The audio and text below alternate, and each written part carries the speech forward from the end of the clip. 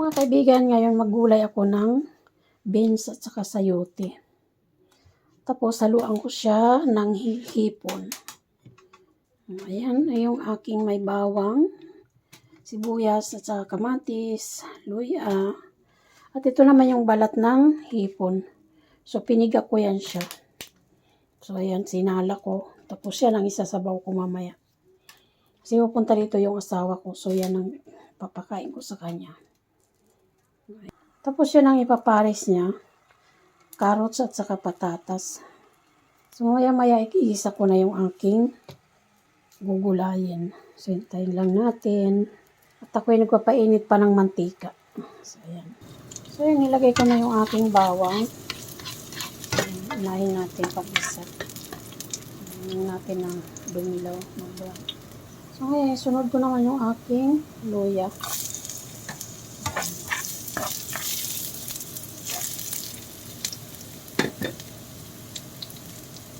Sunod ko yung aking sibuyas.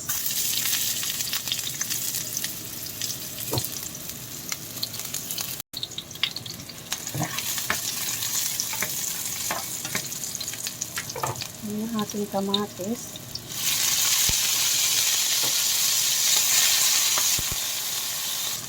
Ngayon, hulog ko na yung aking gulay.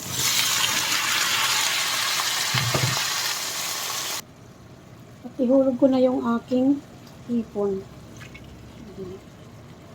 Hirap talaga mag-video pag walang gahawak sa camera. Nalo ko na. Luto na kasi ito yung ibang hipon. So, kaya inano ko na lang siya.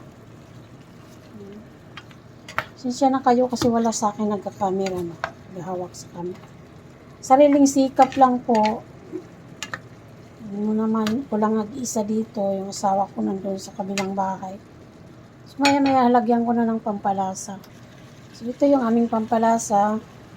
Ayan, gastromat baka naman. So, ayan, lagyan na natin.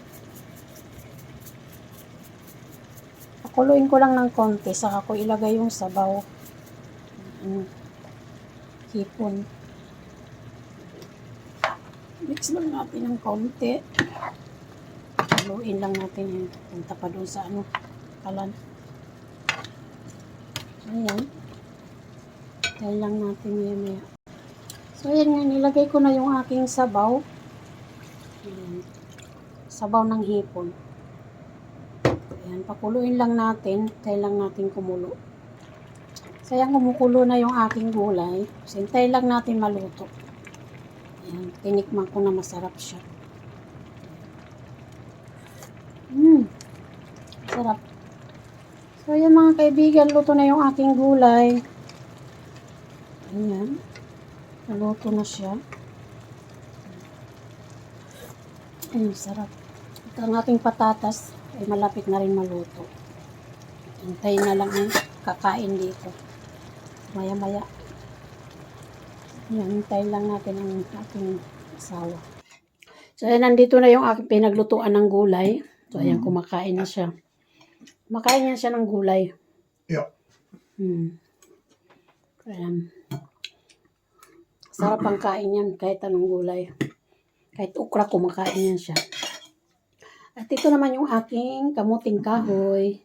Ginataan na may asukal. So, ayan. Thank you for watching. Maraming salamat sa inyong lahat, sa aking mga subscriber at sa aking mga viewers.